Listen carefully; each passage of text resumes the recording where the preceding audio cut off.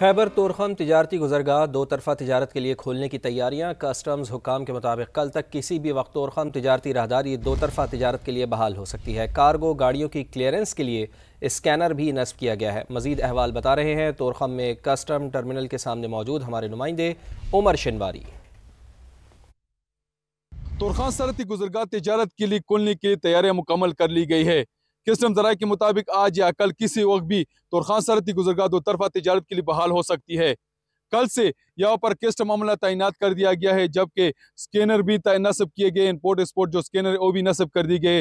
वाज़ेह है कि पाक अफगान कशीदगी के बायस 9 दिन पहले तमाम बार्डर की तरह तोरखान सरहदी गुजरगाह भी हर किस्म आमदरफ्त के लिए बंद कर दिया गया था, जिसके बायस बार्डर के दोनों तरफ गाड़ियों की लंबी लंबी कतारें खड़ी हो गई। इस वक्त भी मैं पाक अफगान बॉर्डर के करीब जो टर्मिनल है इसमें इसके सामने मौजूद हूँ और आप मेरे अकम में भी गाड़ियों की काफ़ी तादाद देख सकते हैं कि यहाँ पर खड़ी है। यहाँ पर ट्रांसपोर्टर और ड्राइवर को भी इंतहाई मुश्किलात का सामना है। उन्होंने भी मुज़ाकरात के जरिए और जो ऐलानात हो रहे उनको खुशाइंद करार दिया और यही उम्मीद जाहिर की कि बॉर्डर के जल्द अज जल्द खोलने का ऐलान किया जाएगा। जी ठीक है उमर, बहुत शुक्रिया आपका, आपने हमें अपडेट किया। दूसरी जानिब चमन में पाक अफगान सरहद 10वें रोज़ भी बंद, जिसके बायस पाकिस्तान और अफगानिस्तान के दरमियान चमन बॉर्डर से तिजारती सरगर्मियां और पैदल आमदरफ्त भी मुअत्तल है। मजीद क्या तफसीलात हैं जानते हैं अपने नुमाइंदे सईद अशकज़ई से। जी सईद, आप बताइएगा यहाँ पर क्या सूरत हाल है? 10 रोज़ कबल चमन पाक अफगान सरहद को मुकम्मल तौर पर सील किया गया था। आज 10वें रोज़ भी चमन पाक अफगान सरहद मुकम्मल तौर पर सील है, जिसकी वजह से पाकिस्तान और अफगानिस्तान के दरमियान तजारती सरगर्मियाँ और पैदल आमदरफ्त मुकम्मल तौर पर बंद है। जबकि सरहद के दोनों तरफ बड़ी तादाद में जो माल बरदार ट्रक है वो फंस कर रह गए, जिसकी वजह से उनके जो ड्राइवर्स हैं उनको शदीद मुश्किलात का सामना करना पड़ रहा है। जबकि पाकिस्तान से अफगानिस्तान वापस जाने वाले अफगान महाजिरीन को चमन बॉर्डर के रास्ते वापस जाने की इजाज़त दी जा रही है, जबकि वहाँ पर जो अफगानिस्तान ले जाने वाले जो अफगान महाजिरीन थे उनके जो खाली ट्रक थे वहाँ पर जो फंस गए थे उनकी वापसी का सिलसिला भी जो है वो शुरू हो चुका है। पासपोर्ट और वीज़ा पर सफ़र करने वाले अफराद जो है उनकी जो आमदरफ्त का सिलसिला है वो भी मुकम्मल तौर पर बंद हो चुका है, जबकि इस वक्त भी बॉर्डर पर जो सिक्योरिटी की सूरत हाल है वो इंतहाई सख्त है। ठीक है, अपडेट के लिए शुक्रिया आपका सईद। आगे बढ़ते हम बताते हैं district and session courts Islamabad में अली अमीन गंडापुर के खिलाफ शराब और असलहा बरामदगी केस की समाअत। अदालत ने साबिक वज़ीर आला खैबर पख्तूनख्वा के वारंट गिरफ्तारी जारी करते हुए गिरफ्तार करके पेश करने का हुक्म दे दिया। जुडिशल मजिस्ट्रेट मुबश्शिर हसन चिश्ती ने केस की समाअत की। अली अमीन गंडापुर आज भी अदालत में पेश नहीं हुए। अदालत ने मुसलसल गैर हाजिरी के बायस अली अमीन गंडापुर के वारंट गिरफ्तारी जारी करते हुए समाअत 28 अक्टूबर तक मुलतवी कर दी।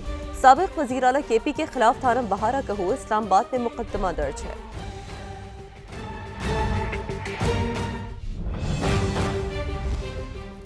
सिंध हाई कोर्ट के आईनी बेंच के रूबरू साबिक सदर डॉक्टर आरिफ अलवी के बैंक अकाउंट्स मुंजमद करने के खिलाफ दरख्वास्त पर समाअत हुई। दौरान समाअत आईनी बेंच के सरबराह और साबिक सदर के वकील के दरमियान तल्ख जुमलों का तबादला हुआ। वकील ने कहा कि अदालत का रवैया मुनासिब नहीं, केस सुनकर फैसला किया जाए। जस्टिस KK आगा ने रिमार्क्स दिए कि तकरीर करनी है तो बाहर जाकर करें, हम अदालत ऐसे ही चलाएंगे। समाज से मुताल्लिक मजीद जान लेते हैं। समग्र नुमाइंदे लियाकत अली राना हमारे साथ मौजूद हैं। लियाकत, बताइए दौरान समाअत क्या कुछ होता रहा?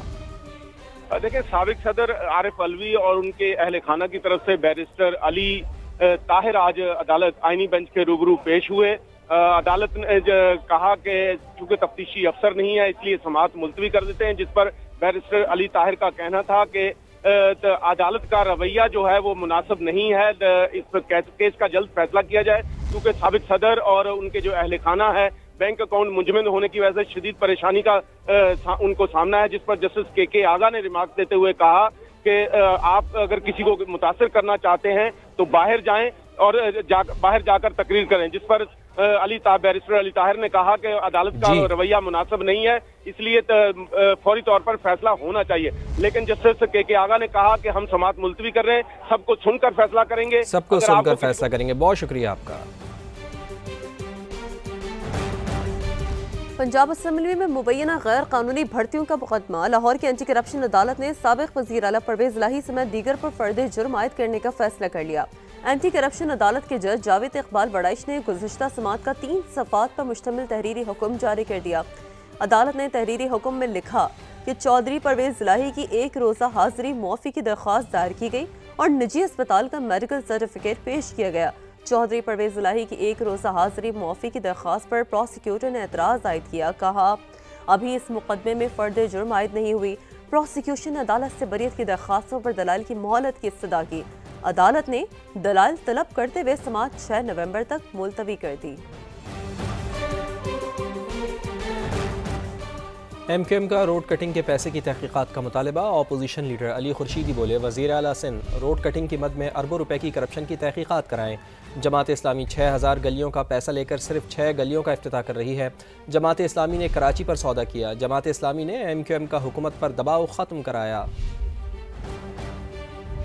पे हमने जो प्रेशर बनाया हुआ था उस प्रेशर को ख़त्म करने में जिस जमात ने किरदार अदा किया है वो जमात इस्लामी है। कराची पर सौदा किया और सौदा करके जो है ये निज़ाम पूरे सूबे पर मुसल्लत कर दिया। गजा के जो सड़कों की जो बमबारी हो गई थी उसके बाद जो सड़कों का हाल था वो भी लाख गुना बेहतर था जो हाल जमात इस्लामी के जो टाउन्स हैं उनके इलाकों और उनकी गलियों का हो गया है। जमात इस्लामी का हाल मैं आपको बताऊं बहुत ईमानदारी से, इनका मसला ये है कि ये फ्रस्ट्रेशन का शिकार है।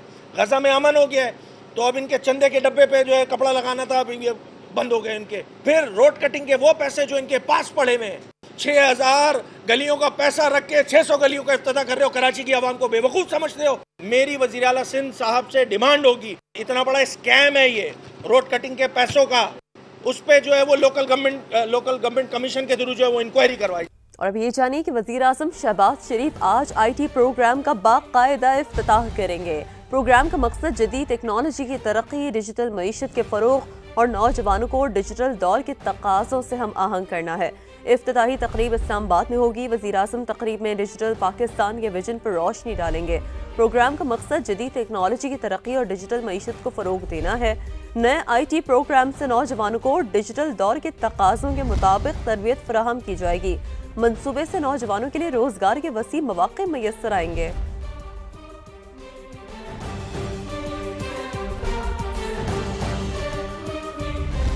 लाहौर में टमाटर की कीमतों की ऊंची उड़ान, शहरी परेशान। मुख्तलिफ इलाकों में फ़ी किलो टमाटर 400 से 500 रुपए के दरमियान फ़रोख्त हो रहा है। ख़वातीन कहती हैं कि टमाटर के बगैर हंडिया बनाने पर मजबूर हैं। प्राइस कंट्रोल कमेटियाँ अपना किरदार अदा करें और कीमतें कम कराएं। कोई प्राइस कंट्रोल अथॉरिटी इनसे नहीं पूछ रही। मतलब यह है कि गरीब आदमी कहाँ से पकाए, कहाँ से खाए। 500 रुपए किलो का टमाटर लेगा तो बकाया सब्जी है, घी है, ऑयल है, मतलब हर चीज़ को कोई पूछने वाला नहीं है। बहुत ज़्यादा महंगे रेट हैं। अब गरीब बंदा कहाँ से डाले, बगैर टमाटर के पका लेते हैं। ज़ाहिर है हांडी पेट ही भरना है ना।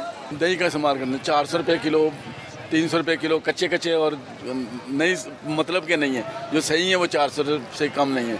100 रुपये के पार और पार एक हांडी में तो पार डल ही जाते हैं। हांडी का टमाटर के बगैर गुजारा नहीं है।